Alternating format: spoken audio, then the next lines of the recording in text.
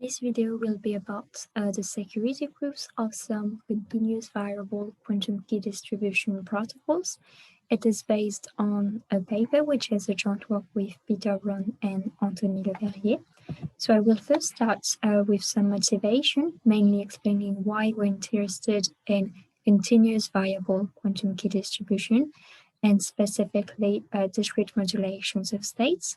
Then I will state our main result, which is a bound on the asymptotic secret key rate of these protocols.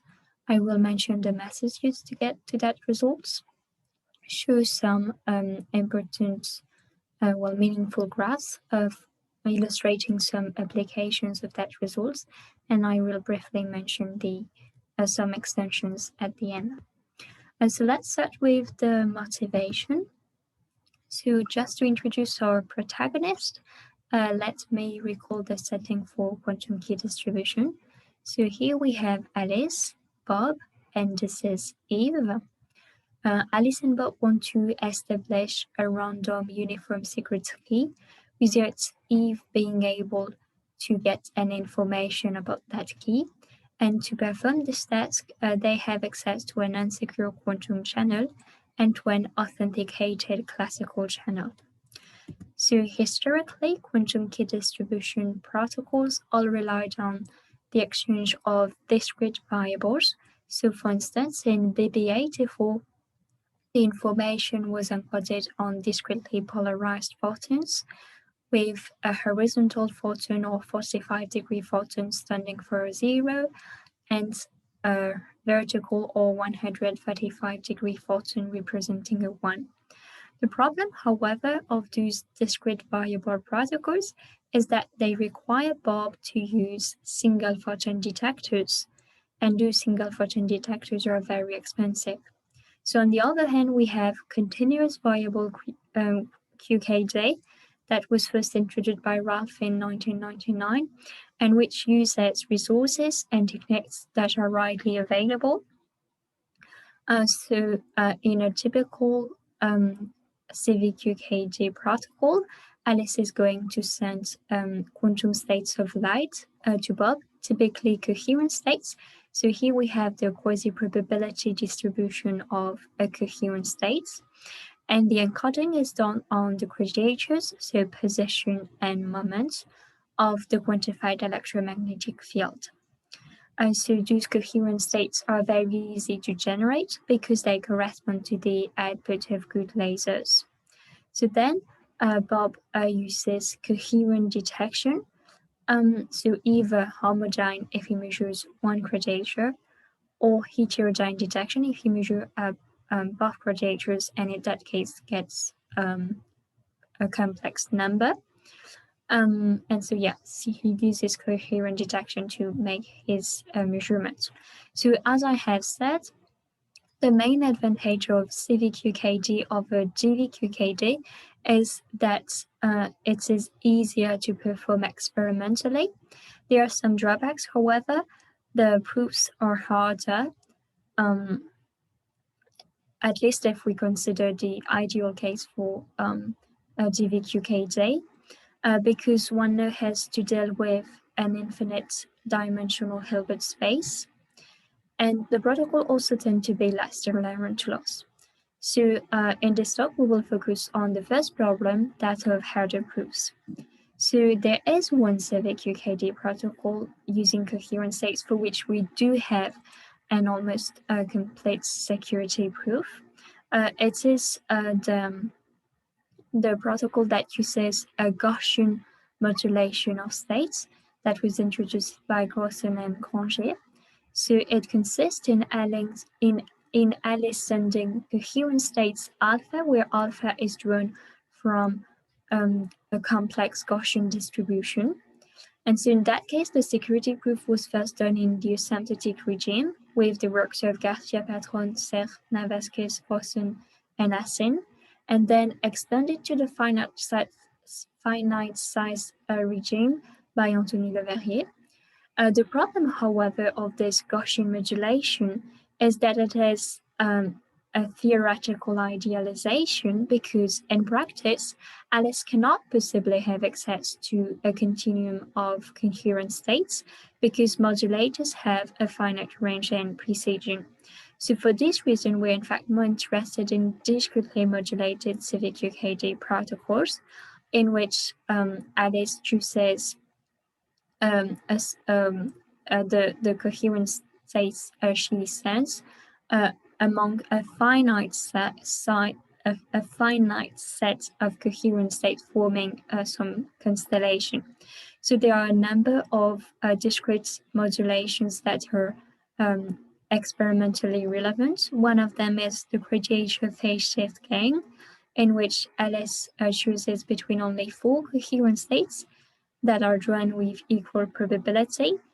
Then we have its extension to its generalization to M states, with M states lying on a circle in phase space. And another very important modulation is the Creditation amplitude modulation with coherent states lying on a grid. Just to recap what exact protocol we will be considering for our proof, I'm going to describe the prepare and measure protocol, the one that is realized in practice. So Alice randomly chooses one coherent state alpha k with a certain probability pk from a set of coherent states. And so this set may be either finite or infinite. So this means that her proof technique will work both for continuous modulations and the more relevant discrete modulations. And so once she has chosen her state, she sends it to Bob. So here, the tau here is just the average state prepared by Alice. So then Bob measures the creditation of the state he receives using coherent detection, and he obtains a number beta k. So that's it for the quantum part of the protocol that is repeated many times. And then we have some classical post-processing. So because the number Bob has is either real or complex, he needs to then discretize this variable to get actual bits. Then we have a reconciliation step where Alice and Bob speak over the authenticated channel and exchange some information to correct their errors. Then we have the parameter estimation phase, in which they estimate how much information may have leaked towards the adversary Eve. And finally, they use privacy amplification to get shorter but perfectly secure keys. So ideally, we would be interested in deriving the security proof of that protocol in the most general setting possible. So for all possible attacks and in the finite size regime, where Alice and Bob construct a key of finite length. However, here we will restrict ourselves to something a bit less general. So we consider the asymptotic regime. That means that we assume Alice and Bob exchange an infinite number of signals, and we restrict ourselves to coherence attacks, meaning that we assume the quantum channel controlled by Eve is always the same during the protocol, and that Eve can perform some collective measurements on all the states she has. So this proof in the asymptotic regime can be seen as a first step towards the ultimate goal, which will be the full composable security proof. But it is also important in itself because the quantity we consider, the asymptotic secret key rate, which is defined as the ratio between the length of the final key and the length of the row keys. This asymptotic secret key rate is an important figure of merit that is useful to compare various protocols. So previously, there were already some numerical bounds available for certain discrete modulations, in particular for the Creditation phase shift gain with the works of Garay et al. And Lin et al. But the problem with such numerical bounds is that they were computationally expensive. So, for instance, the methods could not be extended to study radiatory amplitude modulations, and because they were computationally expensive, it was also difficult to optimize over parameters.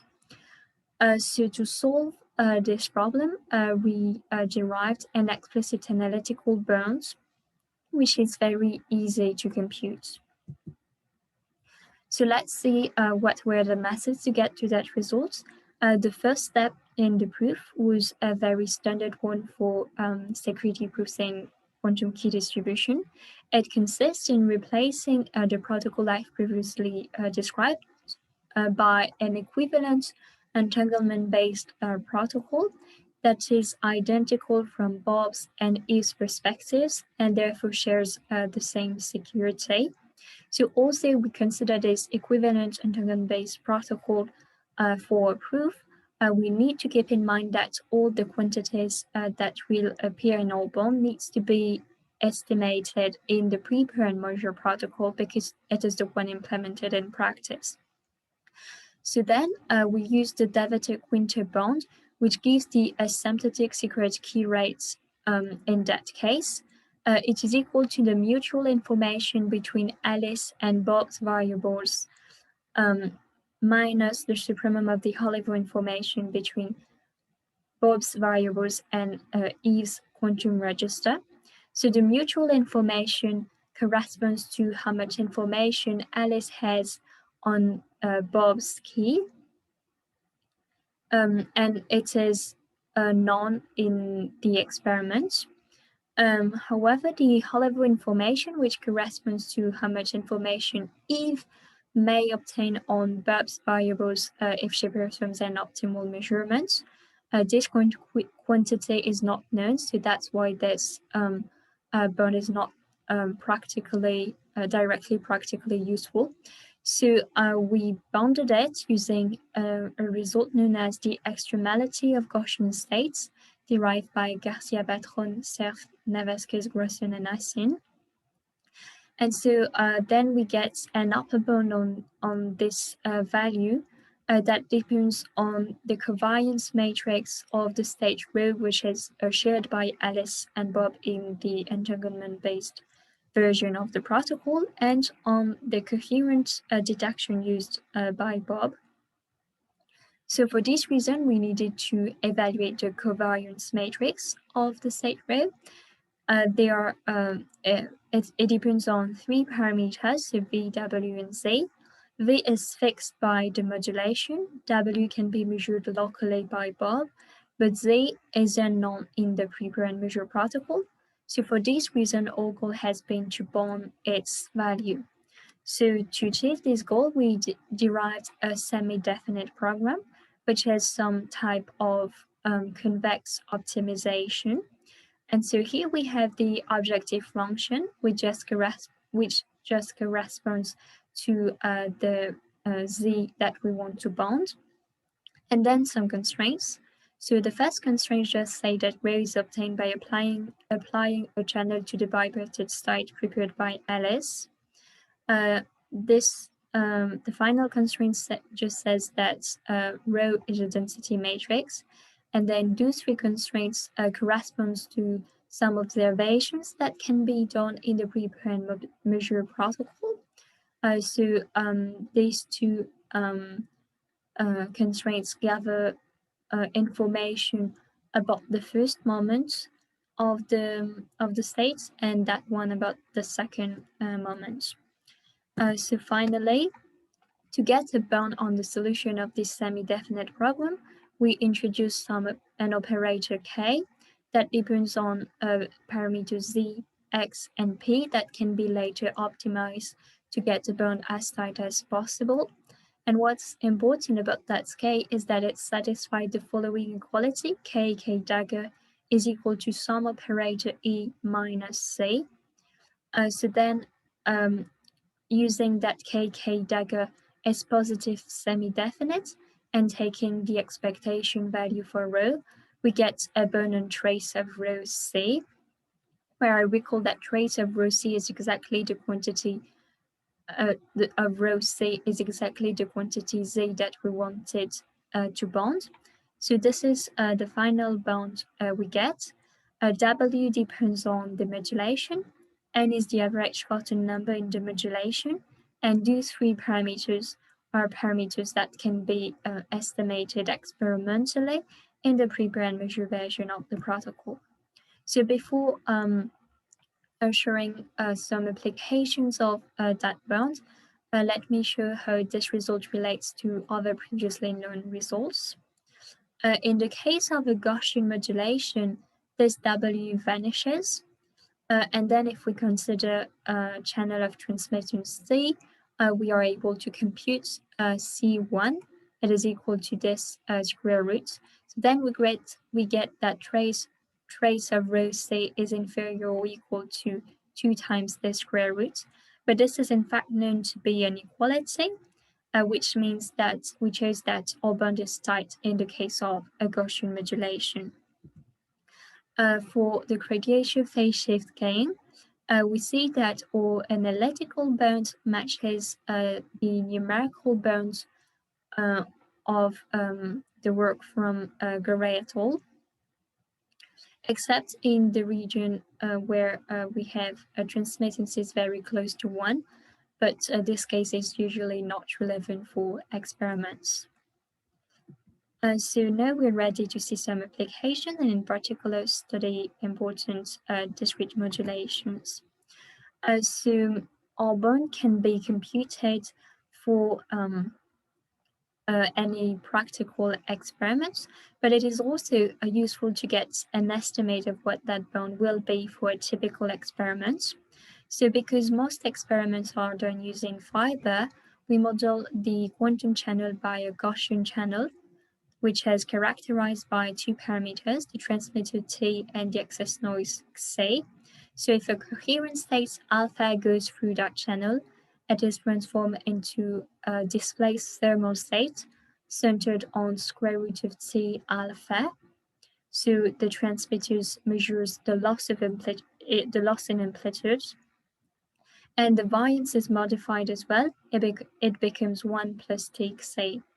So with this model, we are able to compute the covariance matrix and as well as computing our bounds for the value of Z.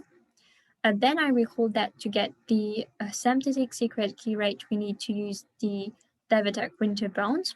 So for the mutual information, we take the Gaussian value, which is an excellent estimation. I've added a beta here, so because we are considering the asymptotic regime, we could simply say that this beta is equal to 1, but because in any real experiments, the reconciliation process is never perfect, we prefer to already include this parameter, the reconciliation efficiency, and consider 95% as a realistic value for all protocol. So then the high-level information is bounded by a function, and we consider the function corresponding to the case of heterodyne detection. So when Bob measures Barth gradations of the field. So the first modulation we studied was the phase shift gain modulation. So I recall that the modulation has the constellation of states from which Alice makes her choice of coherent states has this form. So here we have the modulation amplitude, and all the coherent states in the modulation are of the form alpha times some square root of unit A. So here we have the asymptotic secret key rate as a function of the distance between Alice and Bob for the Creditation phase shift gain, and then 5 and 6 PSK.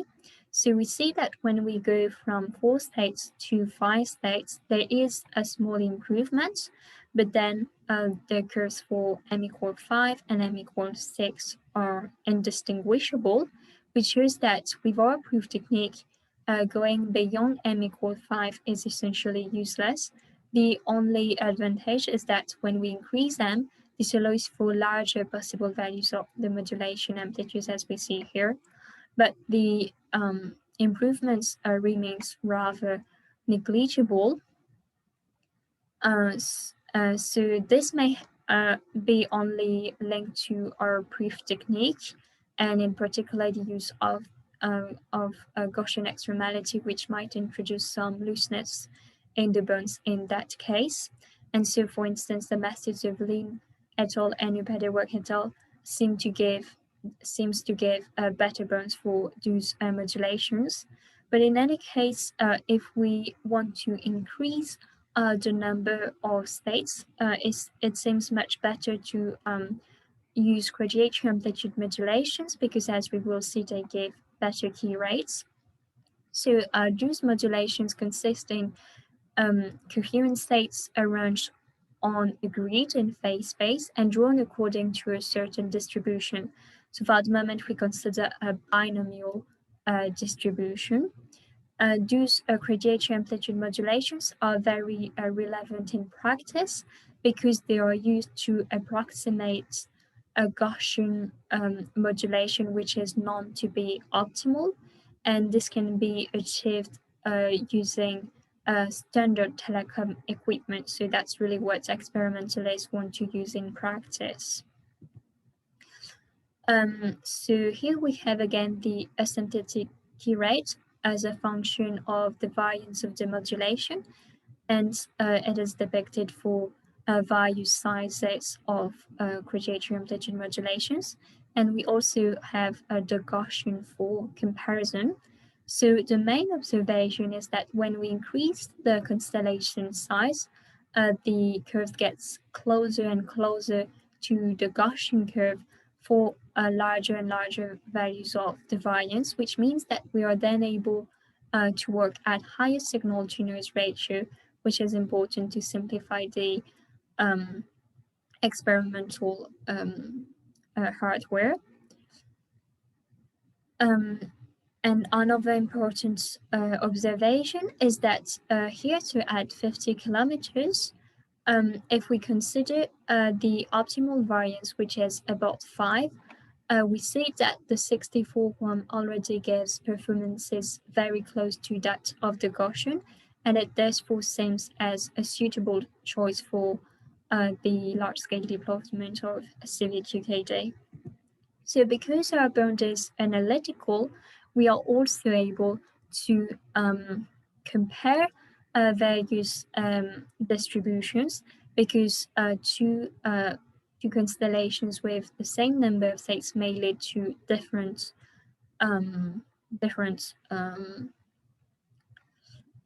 performances. So here we compared one with different distributions, so a binomial distribution or a discrete Gaussian distribution.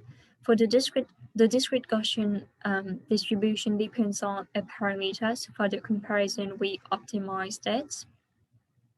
And we see that for the 16 quam, the discrete Gaussian outperforms the binomial distribution.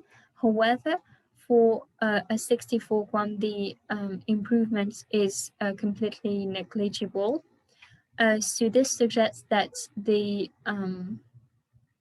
optimization of the modulation is especially important in this case of a small number of states used, and in the case of the 16 quam, there certainly is it certainly is possible to even further improve that the results, the rate.